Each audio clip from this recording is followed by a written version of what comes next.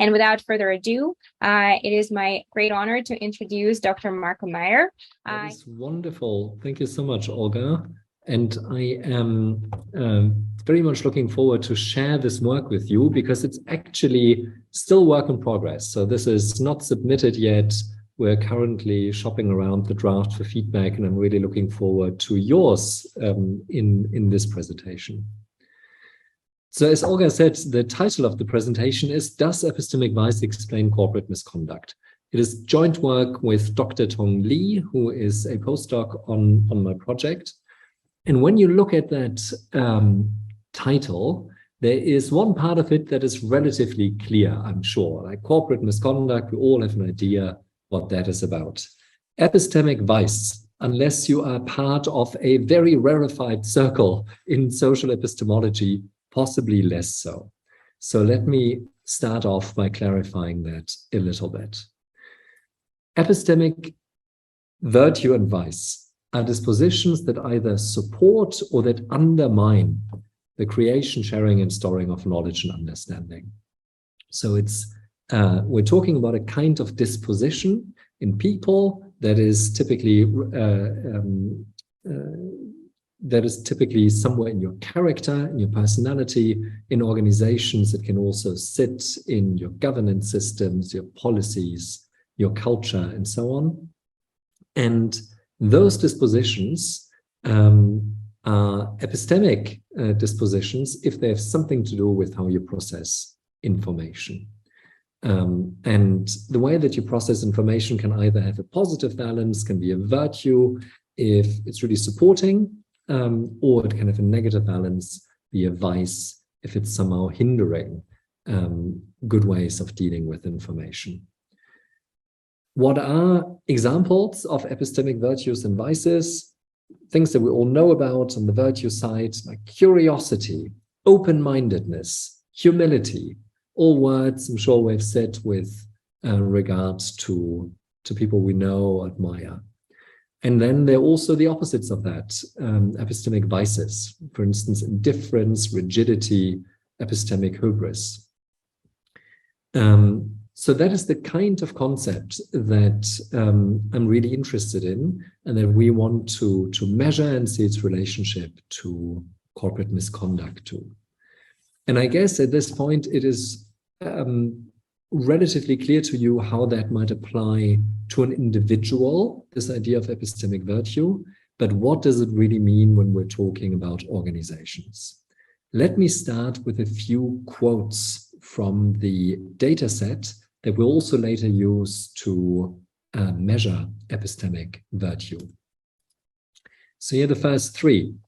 Here's an employee saying about his employer, I'm learning a lot every day, right? So this is an organization that is curious because it enables people to have these learning experiences. Here's someone else saying, you know, in this place, you can come up with new innovative ideas. So that is something that I would classify as open-mindedness. And here's someone saying, I'm working with really humble people. Right? So this is now about not just one individual, but like in general, people around here, they're humble people. They behave humbly. So that is obviously humility. So those were the examples I gave, but there are actually a few other components of epistemic virtue and vice that we'll be interested in. The first one is particularly interesting because that only exists for collectives, in particular for organizations, not so much for individuals. And so the quote is, teams collaborate to share ideas and knowledge. That is what I would call epistemic integration. That's about being really good at, you have a piece of information somewhere in the organization, needs to go somewhere else in order to make a good decision, and you're able to bridge that gap.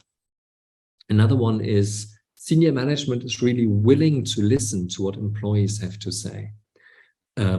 So this is connected to a notion that in philosophy is sometimes called epistemic justice. And epistemic justice is to give people their due as testifiers, right? I have a piece of information. You're going to assess that on its merits. and not discount it because I belong to a group that you don't assign credibility to in general. And then finally, a notion that is important in individuals as well as in organizations: honesty, or more abstractly, epistemic beneficence. Here's an employee saying, this is a very honest company with great ethics and values. So all of these quotes are from a large data set that Glassdoor.com gave us. That is a website where employees can leave reviews of their companies. From Glassdoor, we got 10 years worth of reviews of US companies. So between 2010 and 2020, those are 1.3 million reviews all in all. And on Glassdoor, you can leave star ratings for the company you're working for, but you can also leave a free text comment. And we're particularly interested in the free text comments. So what's also in this data set are quotes that are a little bit more critical of the organization people work for. And so here's one that really combines different epistemic vices. They hire people who don't know anything and send them out to go on site consulting and reward them for not being truthful. Right? So here the first idea is this organization isn't curious, right? So they bring in people that don't have knowledge. And so this organization doesn't appear to be very interested in gaining new knowledge. But then there's something even more insidious going on here. There is reward for not being truthful. So there's this notion of deceit, of epistemic malevolence, the opposite of honesty or beneficence. So this is just to try to convince you that the data set we're mainly going to use might have something really interesting to say about this notion of epistemic virtue, and to give you a bit of a sense of the kind of concept that we're dealing with. So what is the goal of this project, of this presentation? It's really twofold. The first goal is, let's take all of this text and make some sort of metric where we can quantitatively assess the epistemic virtue of an organization based on employee reviews. And we'll build a little NLP mechanism for that in order to get that score.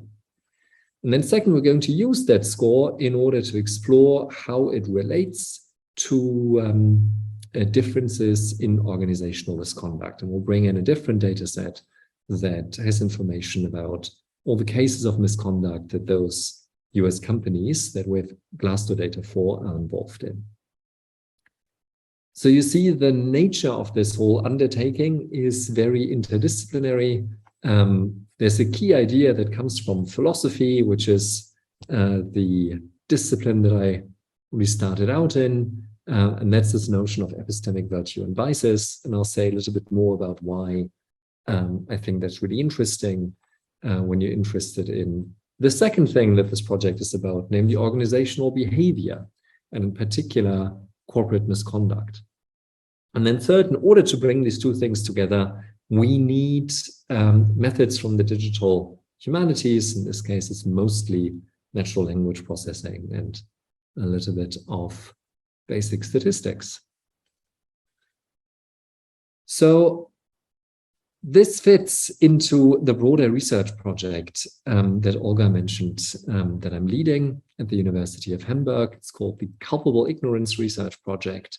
And it really has two key questions at its heart. The first is, what do organizations have a duty to know?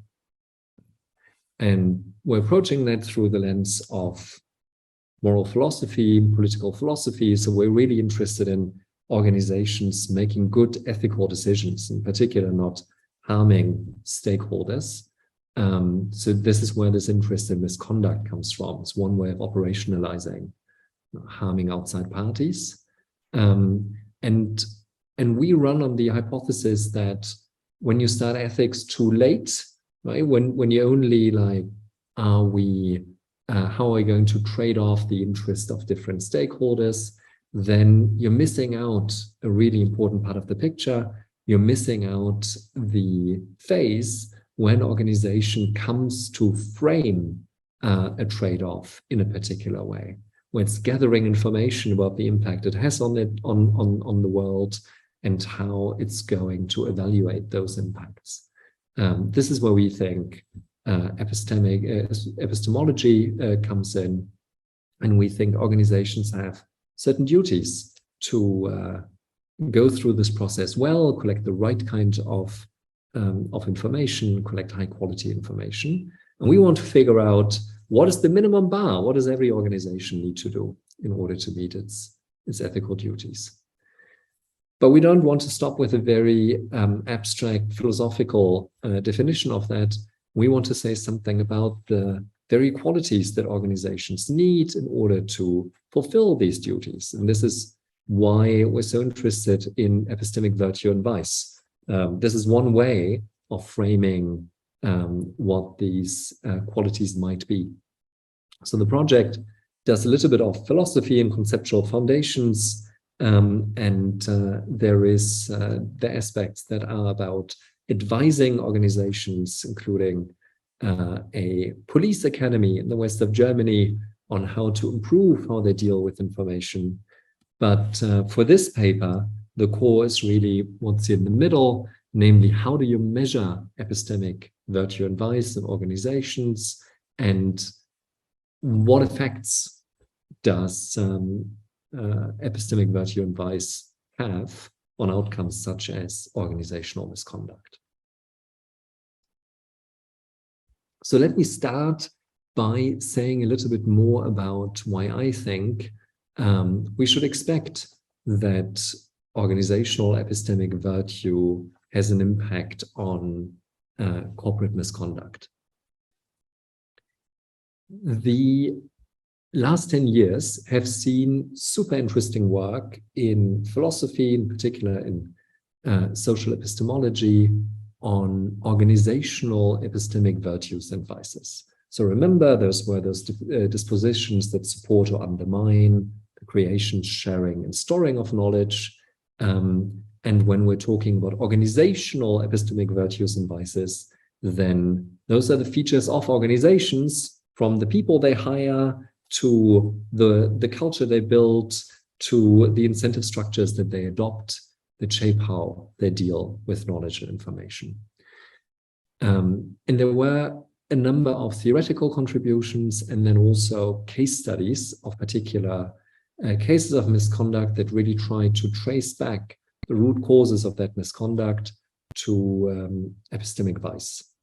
Boudewan de Bruin, for instance, has written a book about the ethics of the global financial crisis. And the key thesis of the book is that a lot of the things that went wrong there didn't go wrong because people were badly intentioned, made bad trade-offs, full knowing what the impact would be. But the main root cause was incompetence, was that people dealt really poorly with information, asked the wrong questions, were really lazy in thinking about the modeling that we're doing of the financial system, drew the wrong conclusions. And that's how we ended up there. So one data point that makes you think, maybe there is something in this idea of epistemic virtue and vice. Another example is Lisa Herzog's book on Reclaiming the System, which is a wonderful chapter on the role of epistemic virtue and vice internally in organizations, in particular, how this notion of epistemic injustice that I mentioned, that you're not giving testifiers, people that have information, their due in assessing what they're saying, how that notion of epistemic injustice impacts voice behavior. So whether people in organizations speak up and whether managers will listen to that. And failure to speak up and failure to speak up in a constructive way is, of course, a very prevalent problem in large organizations.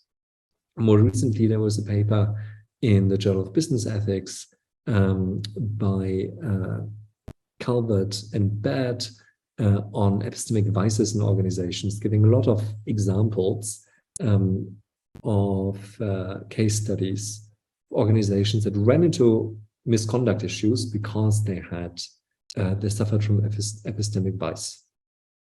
So there are all of these case studies, and they can, if you are in this little bubble, give you a bit of a hunch that there might be something there. But there hasn't yet been a study that tries to assess the role of epistemic virtue and vice a little bit more systematically and in a way that protects you against the charge that you are just cherry picking cases where that seems to be important, or you're looking only at the aspects of the case that are information related, and all those other worries that we're having as social scientists when it comes to this kinds of methodology. So fantastic in going deep, but probably not so good in really establishing the importance of the concept and the components thereof. There is previous research that I did together with Mark Alfano and Boudewijn de Bruin on trying to assess the impact of individual epistemic virtue and vice on pernicious beliefs. In particular, we validated a survey to measure epistemic vice in individuals that tries to get mostly at whether you are curious or indifferent towards knowledge, and whether you are open-minded or quite rigid in your views. And based on your answers to that survey, tries to say something about how likely it is that you will endorse misinformation about COVID, fail to distinguish between fake news and real news, and endorse conspiracy theories. So we fielded both this epistemic vice survey and outcome metrics on these three constructs, conspiracy theorizing, COVID-19 misinformation, and fake news endorsement, and looked at relations between those. And we found a surprisingly strong relationship between the two, and also stronger relationship than with other psychological metrics, such as personality, dogmatism, and a whole battery of other validated instruments.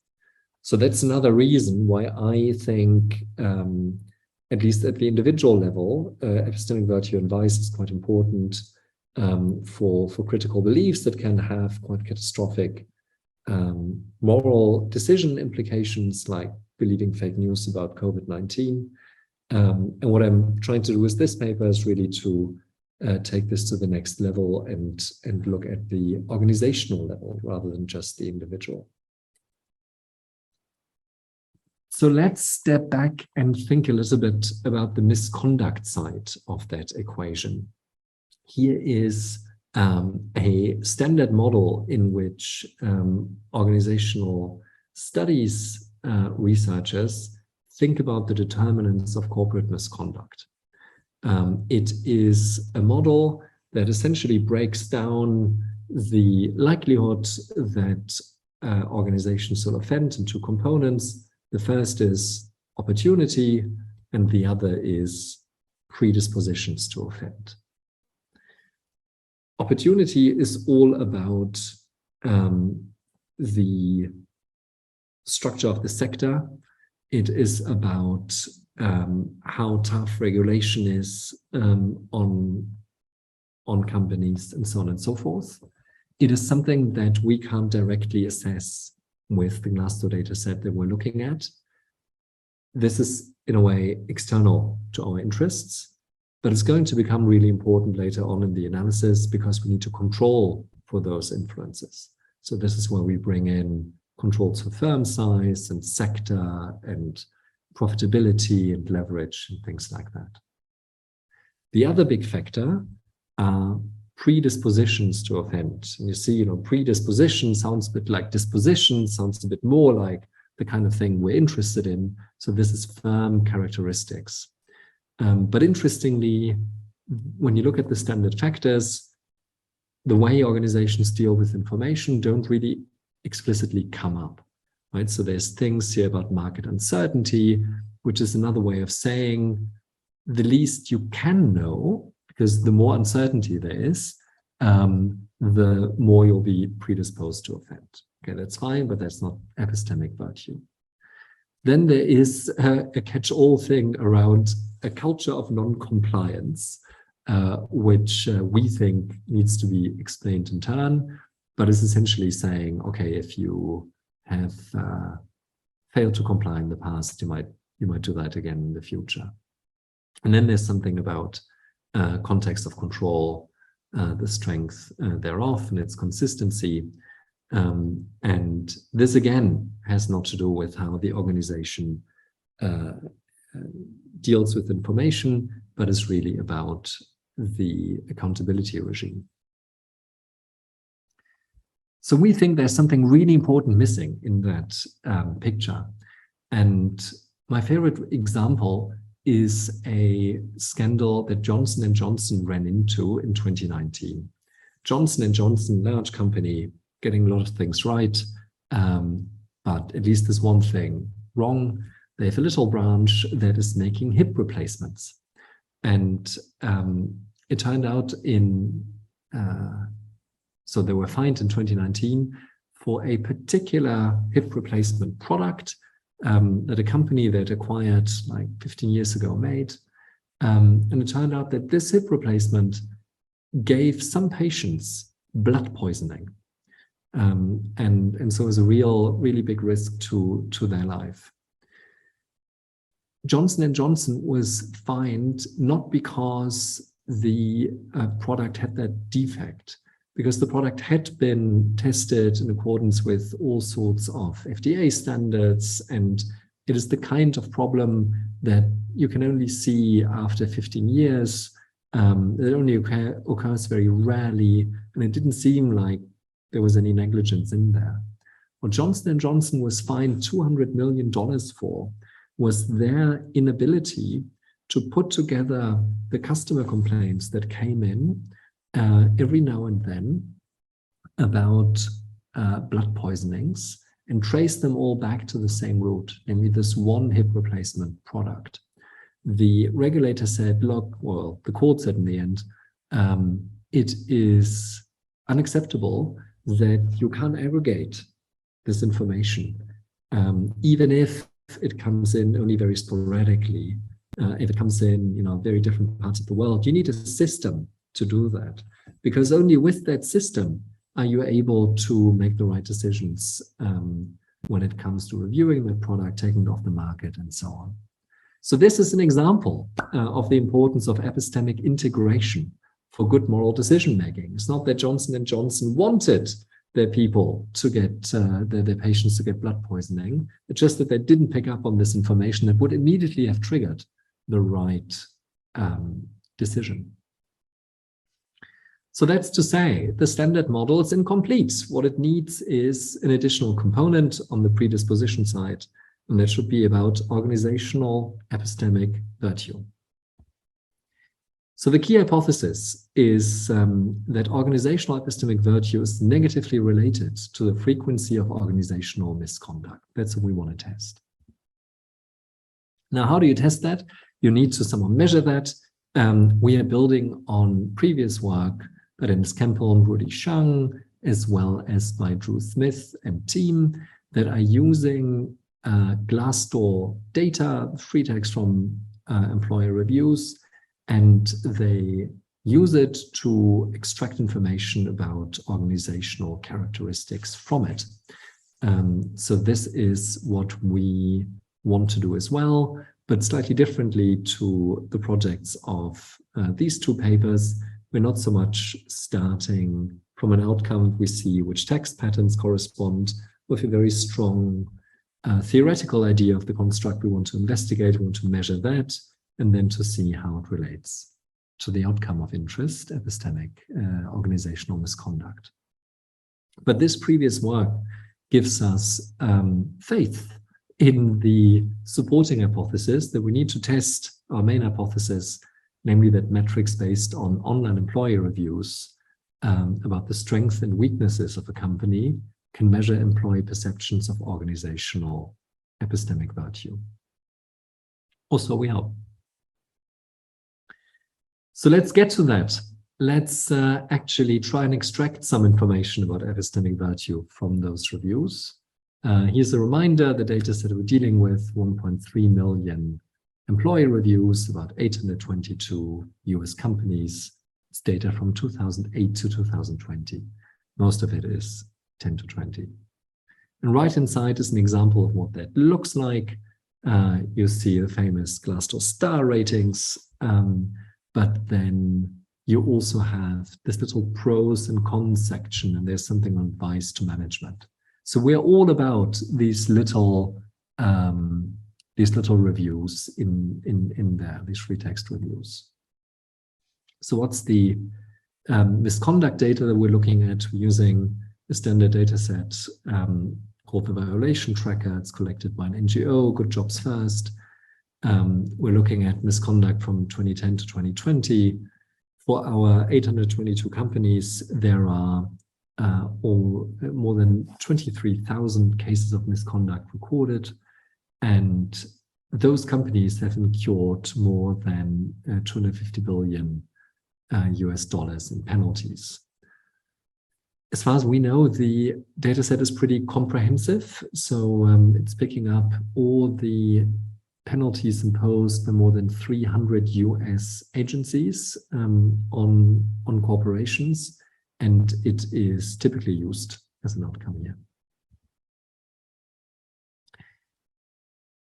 We can't, however, just put the text next to those misconduct metrics. We somehow need to convert the free text that I talked about into a score. And here's in very high level what the scoring pipeline looks like. At the heart of it is a sentence transformer model. And it's one of these things that is impossible to explain briefly if you have never heard about it. And if you know what it is, then it's very boring to hear anything about it. So what I'll do is just to say, if you haven't heard about this, think GPT-3, this wonderful model that can write free text from little prompts. We're using it almost the other way around. We're using a model like that as a classifier, and I'll show you in a second how. I'm very happy to talk more about the exact specifications of that in the Q&A. The input to that model is twofold. On the one hand, it is sentence by sentence, our 103 million reviews, right? Break them down in sentences, and we feed them into the transformer model. The other input are epistemic virtue prompts. I'll show you what those prompts are in a second. Those are attempts to capture things like curiosity and so on and so forth in language that employees often use. And what the model is then doing, it is comparing the sentence from the employee review to each of the prompts that we give it that operationalize epistemic virtue. And it's computing a similarity score between the two of the aggregation procedure that at the end of the day assigns either to a sentence the label, this is about epistemic virtue, or it says, this is about some other topic, nothing to do with how the organization deals with information. If the former, it's also saying it is mostly about this particular epistemic virtue, for instance, curiosity, right? So we get at the end of the day epistemic virtue scores out of this. Those are either 0 if it's about a different topic, or it says the degree to which each sentence is semantically similar to the epistemic virtue prompts that we feed it. We aggregate these scores first at review level and then at company level. So at the end of the day, we have these individual epistemic virtue scores for each company. We aggregate those again to get one overall epistemic virtue score for each company. I said epistemic virtue prompts, what do they look like? We're interested in 6 virtues that I all mentioned when introducing the little quotes up front. Take the example of humility, very straightforward. The organization, people in this organization are humble. Open-mindedness, people here open-minded, embrace new ideas. beneficence, people tell the truth, curiosity, people here have the knowledge to do their job well. So you are not asking, people are curious because the main way in which organizations can become curious is to bring in people with the right knowledge, rather than bringing in people that don't have knowledge but are very curious to get it eventually. So those are the 6 prompts. When we ran this pipeline cold, we had very poor success. In particular, the model was not that great at differentiating between epistemic virtue and sentences that are about other topics. It's like 60% correct, perhaps, and you would want something a lot higher when you only have 2 options. And it was also really poor at assigning the right virtue labels within the bucket of sentences that were labeled virtue. So we decided to go a little bit further and fine-tune this sentence transformer model that we're using. And we did that by manually labeling 700 sentences from the dataset. Most of them were randomly picked, and then we had a process to find more examples that are about the individual epistemic virtues that we're interested in. And for each of these sentences, we, between 3 of us, assigned them labels and consolidated that and came up with a view. Is this sentence about epistemic virtue or not? And then we trained the model on a subset of this ground truth dataset, used the rest as a test dataset, and also did, which turned out to be a little bit harder for the model, a 5-fold cross-validation, shuffling the test set and the train set in each validation step. So I'm showing you the results of this slightly harder test for the model. Very big picture. If you look at the line that is labeled none, you see that the model is a precision and recall of 0.9 and 0.92, gives you F1 score of 0.91.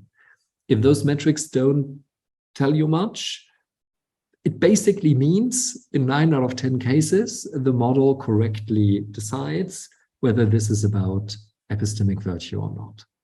And this, for something as subtle as how an organization deals with information, we find quite remarkable.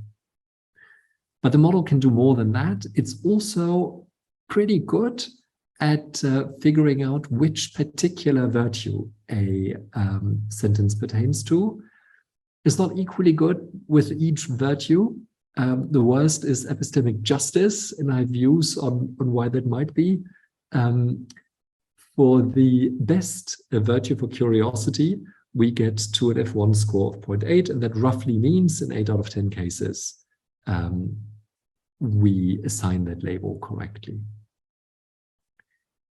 Macro average, if you look at all of these scores, then you find that we get the correct classification in more than 3 out of 4 cases, roughly. So this, we decided, is good enough to warrant further analysis. Now we want to do something with those scores. We're now explaining corporate misconduct with these scores. And I thought I start with a very simple scatter plot before we go to regression analysis, because this is really the plot that makes me happiest. Without doing any complicated data crunching and whatnot, if you just look at the log of misconduct, and we're applying the log because this is a hugely tilted distribution, where some companies have 3,000 cases of misconduct, but most have, I think most have 0. And then very many have a small number. So we're applying the log, but once you applied the log, you can just take the raw epistemic virtue score and plot it against the log of misconduct, and you get this picture. And this picture really just illustrates that there is, on this level, a negative correlation between misconduct and epistemic virtue of minus 0.34. So this is a substantial relationship. You also see the shape of this is quite interesting. There are quite a few companies, so each dot is a company, right? There are quite a few companies that score low in epistemic virtue, but still don't have all that many cases of misconduct. That is like bottom left. And that makes sense because, as we saw in the model earlier, just because you're disposed to offend doesn't mean that you have opportunity to offend. So it might be that you're epistemically vicious, but that vice is not that relevant because you're in a tightly regulated, controlled market or whatever.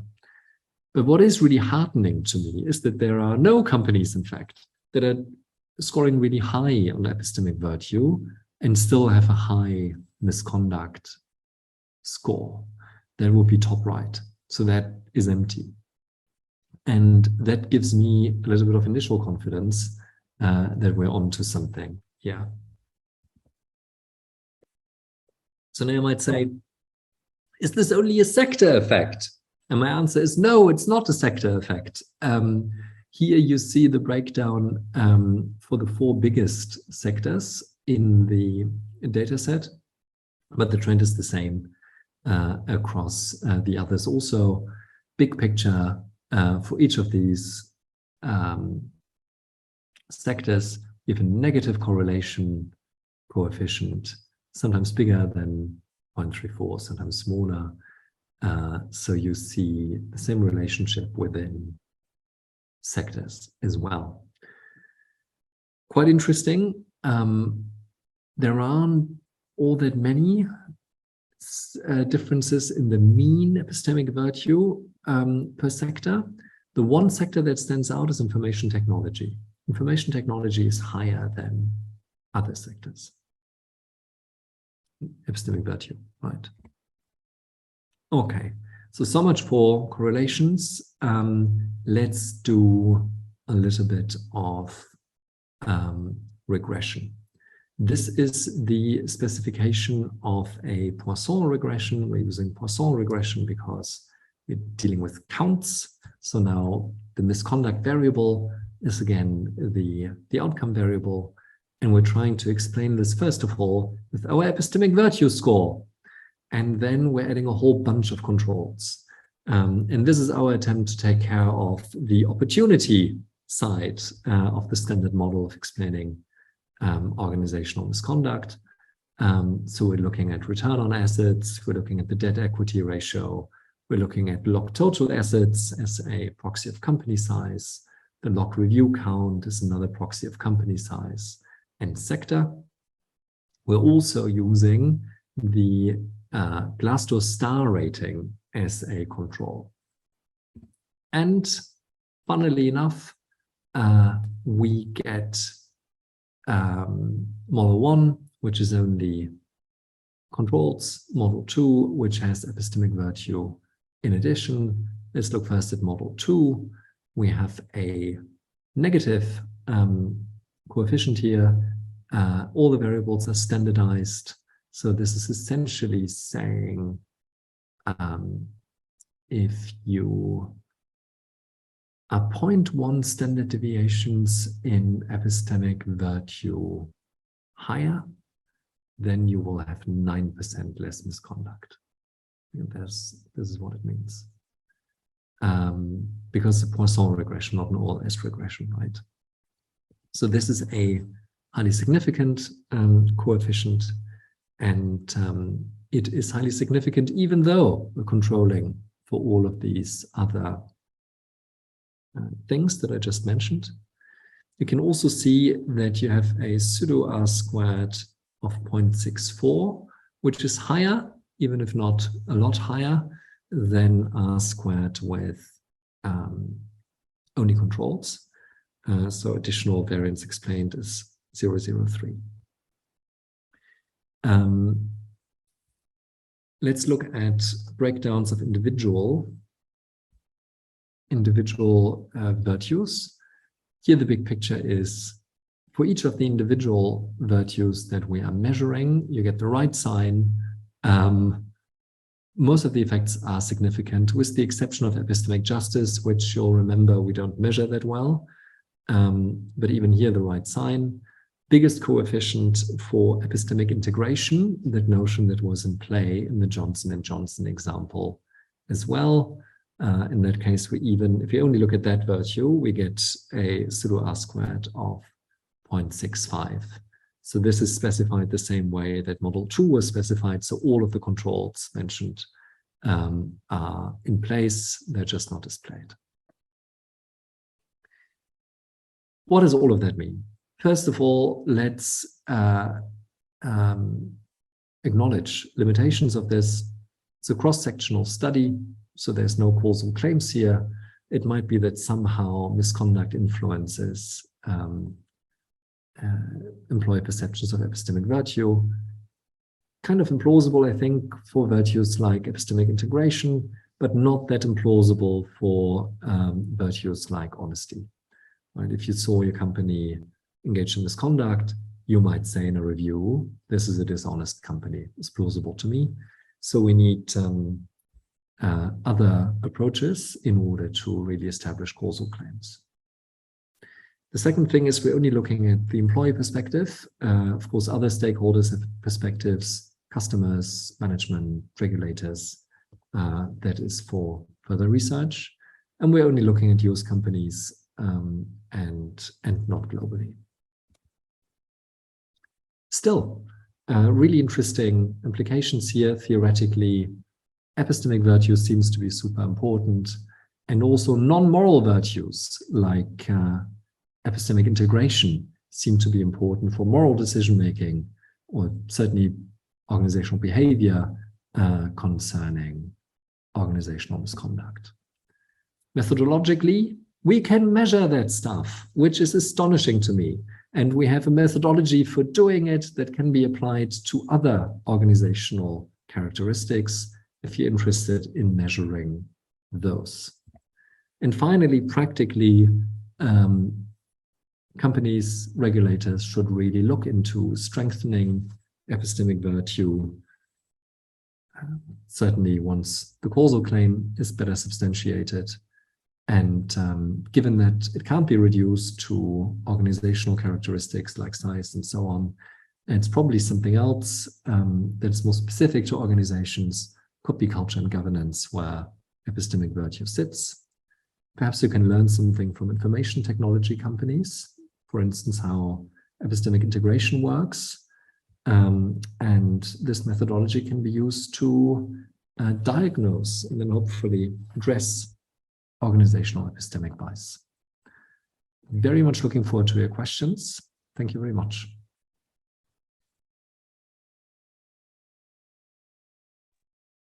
Thank you very much, Marco. We are opening a Q&A session, and please, if you want to ask a question, raise your hand or just go ahead and ask, or you can put the question in the chat.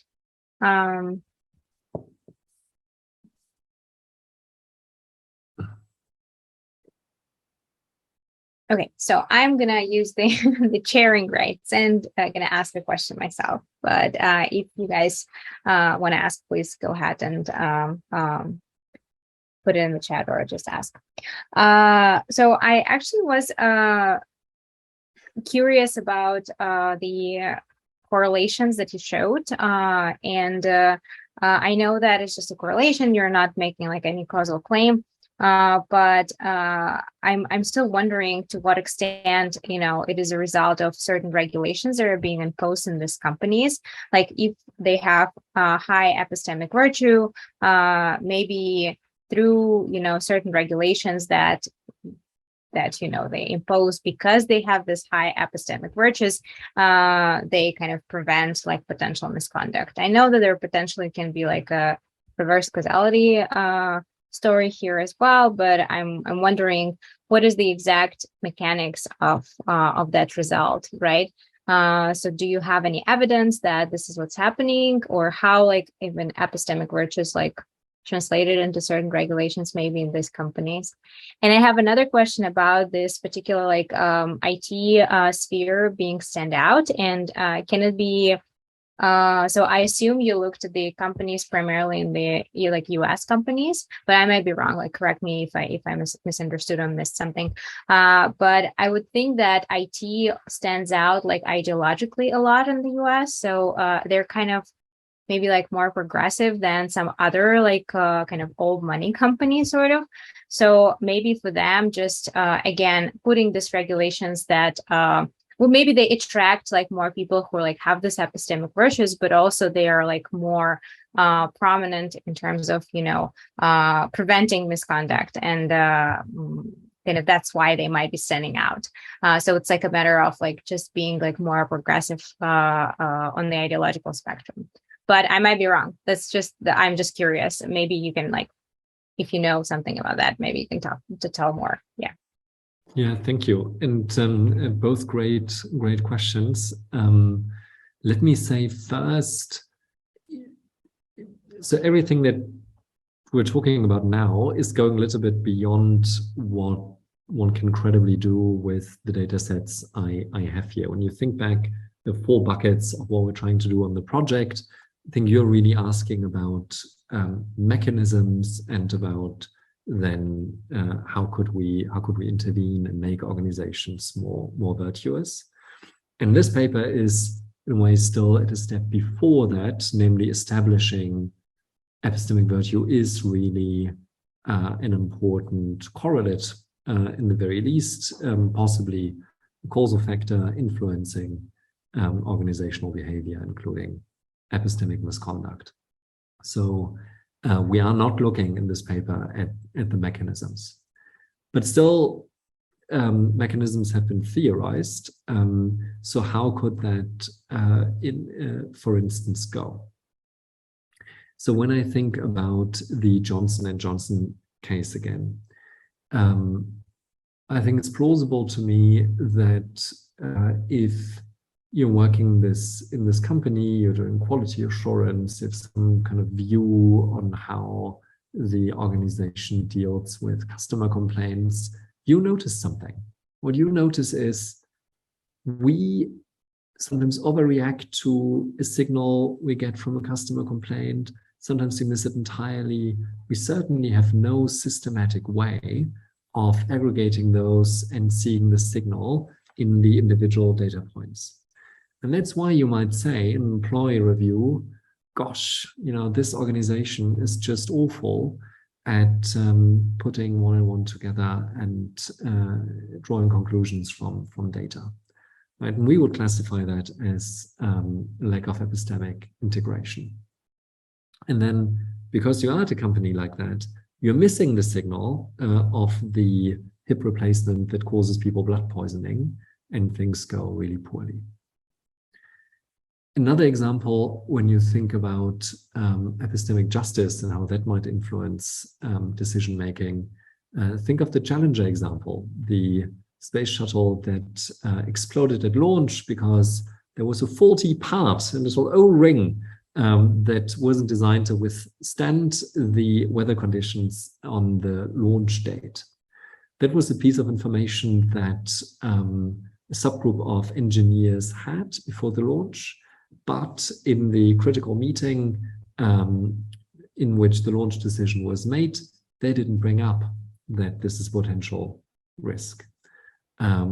This is a company that doesn't have a speak-up culture. And it's plausible to me that engineers experiencing that would say something like, here in this company, people don't dare speak their mind. They don't challenge authority. Information doesn't travel across hierarchy, and we would classify that under that virtue. And then NASA, in this case, made the decision to launch the shuttle, and this terrible disaster ensued. So this is the kind of way in which I'm thinking about mechanisms. Epistemic virtues and vices can be realized in all sorts of ways in organizations, including through policies, systems, can be through culture, can be through the values that the majority of people working there bring. And how that plays out exactly, that is something that we're trying to figure out in other research streams. On your second question, information technology and the US, I think I would also assume there's something about this historical moment and the US in particular, and that could play out in two ways. One way is it's very easy to attract good talent to that sector, and that will include people that bring a lot of the qualities that make a positive difference for organizations. And then the second one is these people build technology, so they are also better than others in using technology, and that can help realizing certain epistemic virtues like epistemic integration. Amazing. Thank you so much for giving me some insights and examples. That's really interesting. We actually have a question in the chat from Luis. Thank you for the talk, Dr. Meyer. Do you have a plan to share your research and findings with the companies, or setting up a consultancy project to address and track this company's potential use of language and knowledge to shape their virtues? So the plan is not to report back to any individual companies. I also couldn't do that because it's part of the agreement with Glassdoor to use this only for this research purpose. We are going to share the methodology openly. So the second thing that you are suggesting can very easily be done. Take employee review data, scrape it off the internet, get it, buy it off Glassdoor, make the scores, advise the companies. It's a fabulous business, and I hope this is going to be used in this very way. Amazing, thank you. I do not see any more questions in the chat. Till raised a hand. Yes, please go ahead. Just unmute yourself and go ahead and ask a question. Thank you. Hi, Marco. Great to hear an update on your current work. I'm wondering, or I wanted to take the chance here maybe to ask, now that you mentioned, I'm hoping for people to replicate and do this as well with that methodology. I'm wondering if you can say a word or two more about like the epistemic virtues that you selected to be prompted, and how you selected on the specific prompts. If I understand correctly, you designed them yourselves, the prompts that would then eventually find these epistemic virtues that you selected. And yeah, and the first part was, why did you decide on these specific virtues? Thanks. Till, great to see you. Great questions. First, selection of virtues. This is really almost like syntheses of the virtues that people in the philosophical literature have been interested in. So they have theorized this stuff matters. They have written case studies pointing to those virtues and vices as important. And so we're measuring them. The one thing that is newish is this idea of epistemic integration that I think hasn't been flagged in the philosophical literature, but there's another research project that we're doing that already pointed out that this might be an important oversight. So we included that in the selection. How did we make the prompts? That was a little bit of trial and error. You'll see that some of them have a huge degree of face validity, right? Humility. People around here are humble. That feels easy to defend. Others are a little bit more indirect. And for those, we experimented quite a while on little snippets of the data set to see what kind of results would come out. And that's more an art than a science, I would say. Thank you. And we have, I would say it would be maybe one last one. Leela is wondering whether you can share the GitHub for the project if it's open source. Yeah, absolutely. And I'll wait with that until a paper took the research and then published the code with the paper, just to be on the right side of the peer review process. But that will be, if not on GitHub, then on OSF. Thank you all for being here. Thank you so much again to the speaker, the host, and everybody who asked questions. And we look forward to seeing you again sometime soon. Thanks and bye-bye.